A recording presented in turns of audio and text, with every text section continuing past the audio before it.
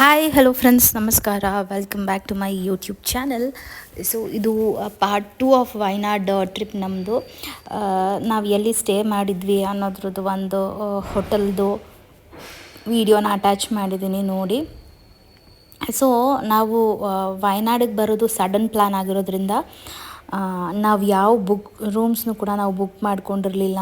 ಆಮೇಲೆ anything like booking ಅಂತ ಬಂದಾಗ ರೆಸಾರ್ಟ್ ಆಗಿರ್ಬೋದು, ಆ ಥರದ್ದು ಯಾವುದು ನಾವು ರಿಸರ್ಚ್ ಏನೂ ಮಾಡಿರಲಿಲ್ಲ. ಬಟ್ ತುಂಬ ರೀಲ್ಸ್ಗಳಲ್ಲಿ ಅಥವಾ ತುಂಬ ವ್ಲಾಗರ್ಸ್ ಮಾಡಿರೋ ಅಂತಹ ಒಂದು ರೀಲ್ ನೋಡಿದಾಗ ರೆಸಾರ್ಟ್ಸ್ ಎಲ್ಲ ತುಂಬ ಇತ್ತು.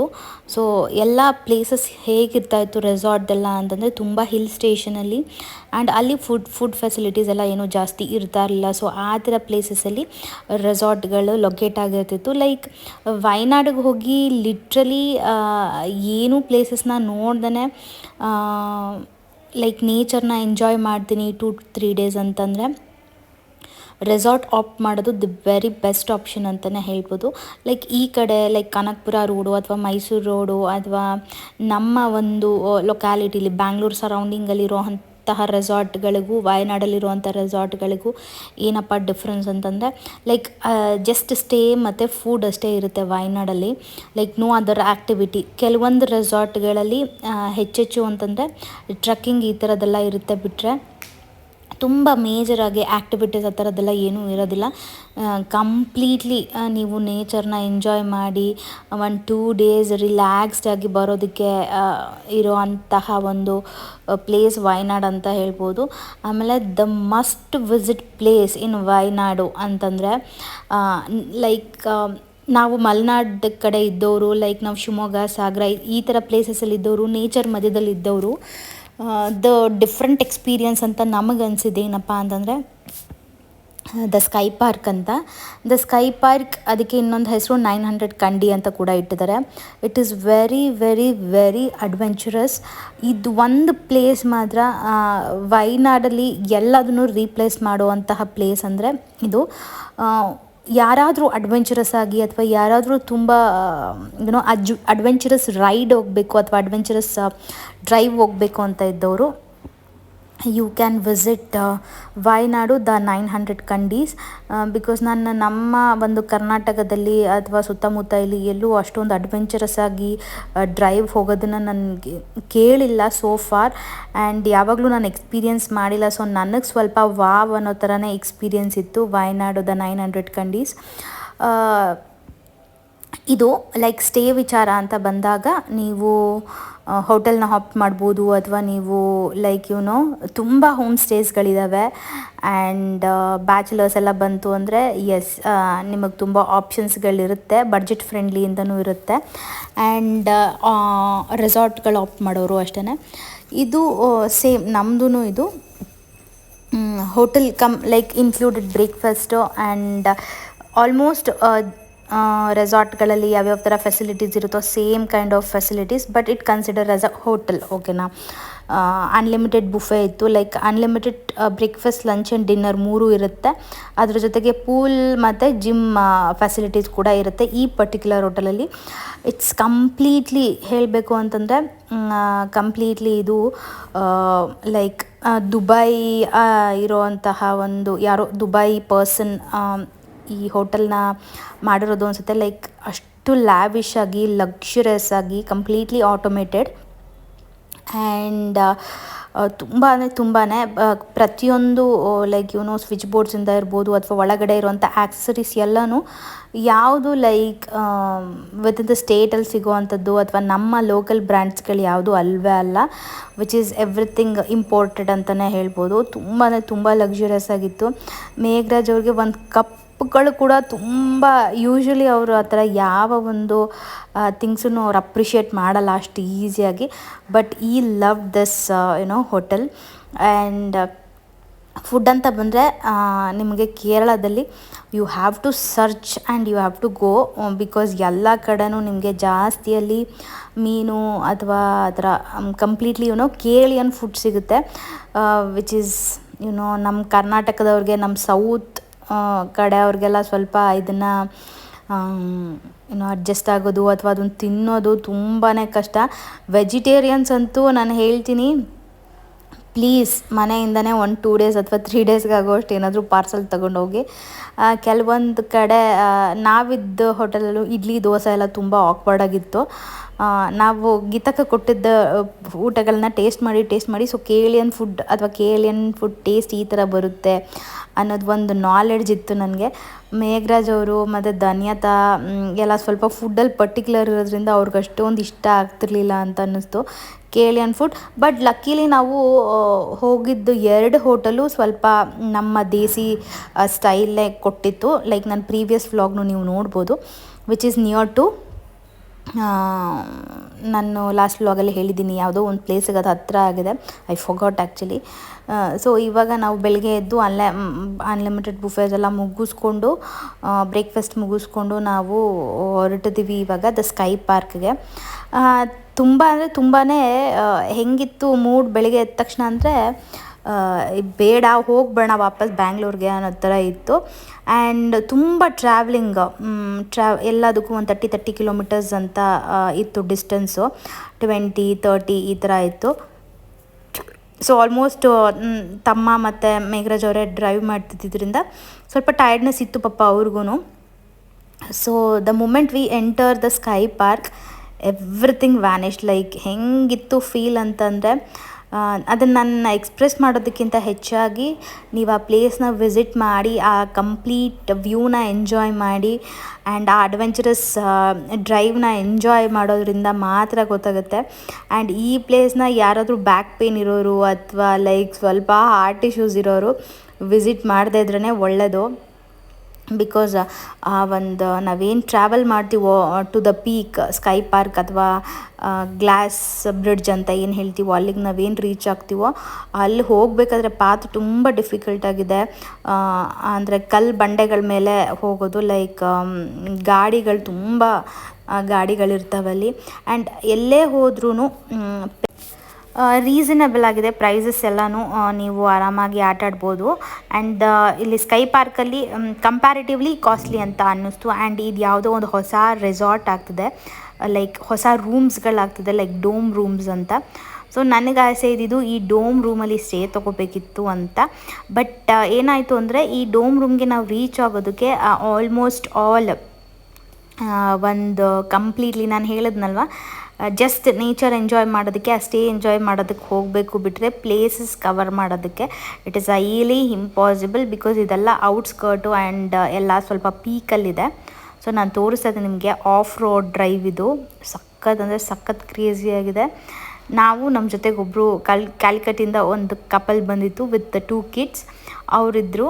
ಟೋಟಲ್ ಈ ಜೀಪಲ್ಲಿ 6 ಜನ ಹೋಗ್ಬೋದು.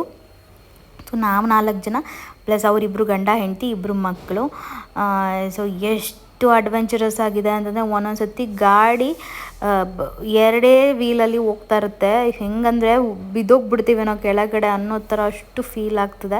ಕೆಲವೊಂದು ಕಡೆ ಇವರ ಮ್ಯಾನ್ ಮೇಡ್ ರೋಡ್ಸ್ ಇದು ಈ ಥರ ಇರುತ್ತೆ, ನಾನು ತೋರಿಸಿದ್ದೀನಲ್ಲ ಈ ಥರ. But it is highly impossible ಆ ಥರ ಒಂದು ರೋಡಲ್ಲಿ ವೀಡಿಯೋ ಮಾಡ್ಕೊಳ್ಳೋದು. ಸೊ ಹಾಗಾಗಿ ನಾನು ಈ ರೋಡ್ ಮಾತ್ರ ವೀಡಿಯೋ ಮಾಡ್ಕೊಳ್ಳೋದಕ್ಕೆ ಪಾಸಿಬಲ್ ಆಯಿತು. ಆ್ಯಂಡ್ ಲಿಟ್ರಲಿ ಎಲ್ಲರಿಗೂ ತುಂಬ ಅಂದರೆ ತುಂಬ ಖುಷಿ ಆಯಿತು ಈ ಒಂದು ದ ಸ್ಕೈ ಪಾರ್ಕ್ ವಿಸಿಟ್ ಮಾಡಿದ್ದು ನಾವು. ಯಾರಾದರೂ ಅಡ್ವೆಂಚರಸ್ ಆಗಿ ಬೇಕು ಅಂತಂದರೆ ಈ ಪ್ಲೇಸ್ನ ಮಸ್ಟ್ ವಿಸಿಟ್ ಅಂತಲೇ ಹೇಳ್ಬೋದು. ಆ್ಯಂಡ್ ಇಲ್ಲಿ ತುಂಬ ಆ್ಯಕ್ಟಿವಿಟೀಸ್ ಎಲ್ಲ ಇದೆ, ಲೈಕ್ ಆರ್ಚರಿ ಆಗಿರ್ಬೋದು ಅಥವಾ ಲೈಕ್ ಕ್ರಿಕೆಟ್ ಇಂಡೋರಲ್ಲಿ ಒಂದು ಮೆಶ್ ಹಾಕಿರ್ತಾರೆ, ಅಲ್ಲಿ ಕ್ರಿಕೆಟ್ ಎಕ್ಸ್ಪೀರಿಯನ್ಸ್ ಮಾಡ್ಬೋದು. ಆ್ಯಂಡ್ ಸ್ವಿಂಗ್ ಆಡ್ಬೋದು. ಆ್ಯಂಡ್ ಒಂದು ಬ್ರಿಡ್ಜ್ ಗ್ಲಾಸ್ ಬ್ರಿಡ್ಜ್ದು ನೀವು ಏನಾದರೂ ಎಕ್ಸ್ಪೀರಿಯನ್ಸ್ ಮಾಡ್ಬೋದು.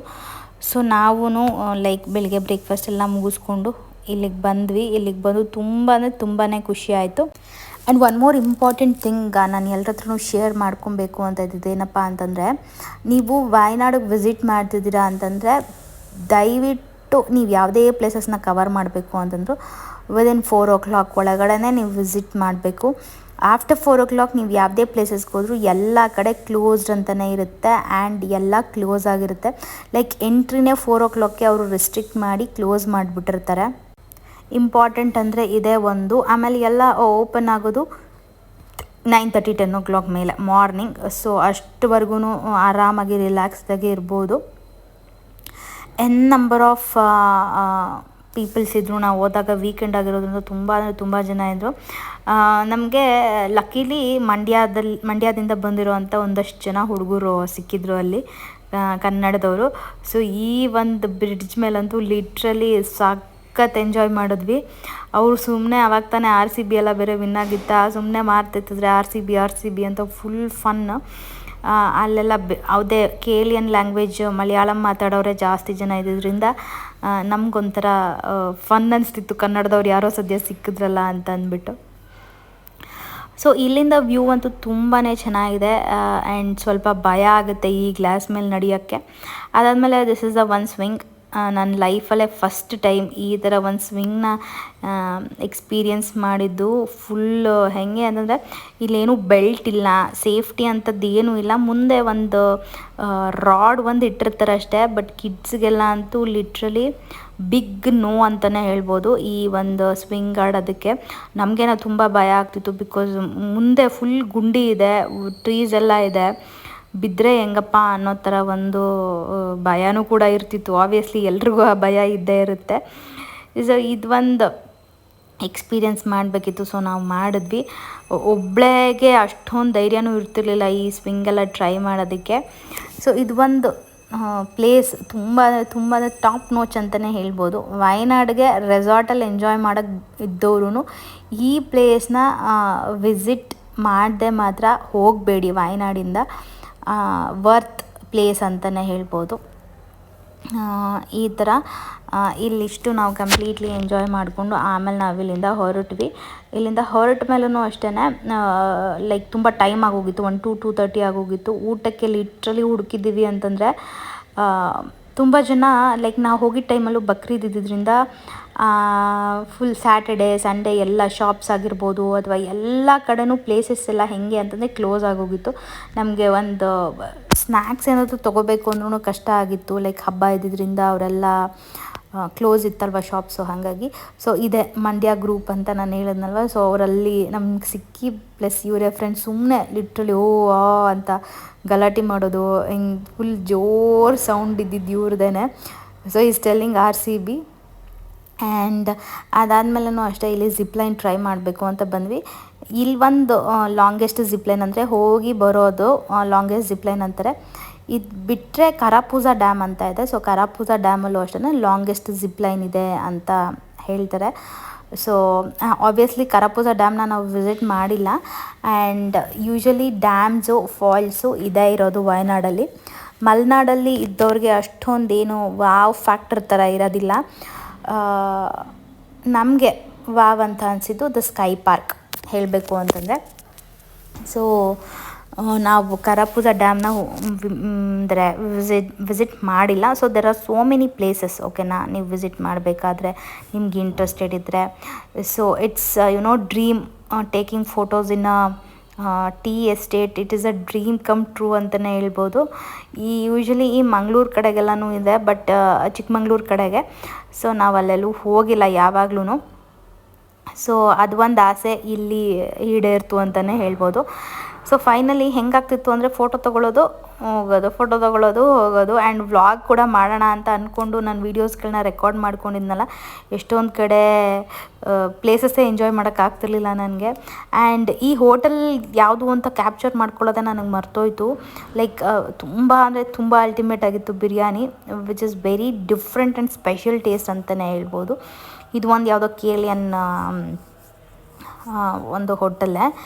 ಬಿರಿಯಾನಿ ಒಂದೇ ಅಲ್ಲಿ ತುಂಬ ಚೆನ್ನಾಗಿದ್ದಿದ್ದು, ತುಂಬ ಇಷ್ಟ ಆಗಿದ್ದು ಅಲ್ಲಿ.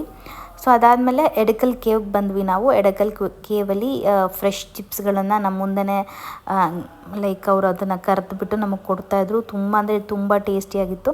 ಇಲ್ಲಿ ಒಂದು ನಾವು 4 ಬನಾನಾ ಚಿಪ್ಸು ಮತ್ತು ಹಾಗಲಕಾಯಿ ಚಿಪ್ಸು ಆಮೇಲೆ ಜಾಕ್ ಫ್ರೂಟ್ ಚಿಪ್ಸ್ನ ನಾವು ತೊಗೊಂಬಂದ್ವಿ. ನೀವು ನೋಡ್ಬೋದು. ನಿಮ್ಗೆ ಯಾವ್ದು ಬೇಕೋ ಅವ್ರು ಫ್ರೆಶ್ ಆಗಿ ಇಲ್ಲೇ ಕರೆದ್ಬಿಟ್ಟು ಕೊಡ್ತಾರೆ. ದಟ್ಟು ಕೊಬ್ಬರಿ ಎಣ್ಣೆಯಲ್ಲಿ, ಅದೇ ಒಂದು ವಿಶೇಷ. ಬೇರೆ ಇನ್ನೆಲ್ಲೂ ನಮ್ಗೆ ಈ ಥರ ಒಂದು ಆಪ್ಷನ್ ಸಿಕ್ಕಿರಲಿಲ್ಲ. ಸೊ ಹಾಗಾಗಿ ನಾವು ಬಂದು ಚಿಪ್ಸ್ ತಗೊಂಡಿಲ್ವಲ್ಲ ಅಂತ ಕೊನೆಗಿನ ಹೋಗೋ ಟೈಮಿಗೆ ನಾವು ಅಂದ್ಕೊತಿರುವಾಗ ನಮಗೆ ಈ ಶಾಪ್ ಸಿಕ್ತು. ಎಡಕಲ್ ಕೇವಲ್ಲಿ ಇದು ಸಿಗುತ್ತೆ ನಿಮಗೆ ಫ್ರೆಶ್ ಚಿಪ್ಸ್ಗಳು. So you can enjoy. And ಕೇವಲ ಅಷ್ಟೇ ತುಂಬ ಲಾಂಗ್ ಡಿಸ್ಟೆನ್ಸ್ ನೀವು ಓಡಾಡಬೇಕಾಗುತ್ತೆ. With full load energy and ಶೂಸೆಲ್ಲ ಹಾಕ್ಕೊಂಡು ಬನ್ನಿ. ಇಲ್ಲ ಅಂತಂದರೆ ತುಂಬ ಡಿಫಿಕಲ್ಟ್ ಇದೆ ನಿಮಗಲ್ಲಿ ವಾಕ್ ಮಾಡೋದಕ್ಕೆ ಅಥವಾ ಟ್ರಕ್ಕಿಂಗ್ ಮಾಡೋದಕ್ಕೆಲ್ಲನೂ. ಸೊ ಇವತ್ತಿನ ವ್ಲಾಗ್ ಅಥವಾ ಈ ವ್ಲಾಗಲ್ಲಿ ನಾನು ಕೊಟ್ಟಿರೋ ಅಂತಹ ಇನ್ಫಾರ್ಮೇಷನ್, ವಯನಾಡ್ ರಿಲೇಟೆಡ್ ಇನ್ಫಾರ್ಮೇಷನ್ ಎಲ್ಲ ನಿಮ್ಗೆ ಇಷ್ಟ ಆಗಿದೆ ಅಂತ ಅಂದ್ಕೊತೀನಿ. ಆ್ಯಂಡ್ ಮತ್ತೊಂದು ಹೊಸ ಪ್ಲೇಸ್ ಯಾವುದಾದ್ರೂ ವಿಸಿಟ್ ಮಾಡಿದ್ರೆ ಅಲ್ಲಿನ ಒಂದು ವಿಡಿಯೋನ ನಾನು ಕ್ಯಾಪ್ಚರ್ ಮಾಡಿಕೊಂಡು ಅಪ್ಲೋಡ್ ಮಾಡ್ತೀನಿ. It is just for my memory ಅಂತ ಹೇಳ್ತಾ ನಾನು ಇವತ್ತಿನ ವ್ಲಾಗ್ನ ಮುಗಿಸ್ತಿದ್ದೀನಿ. ಮತ್ತೊಂದು ಹೊಸ ವ್ಲಾಗ್ ಜೊತೆಗೆ ನಾನು ನಿಮ್ಮನ್ನ ಮೀಟ್ ಮಾಡಿ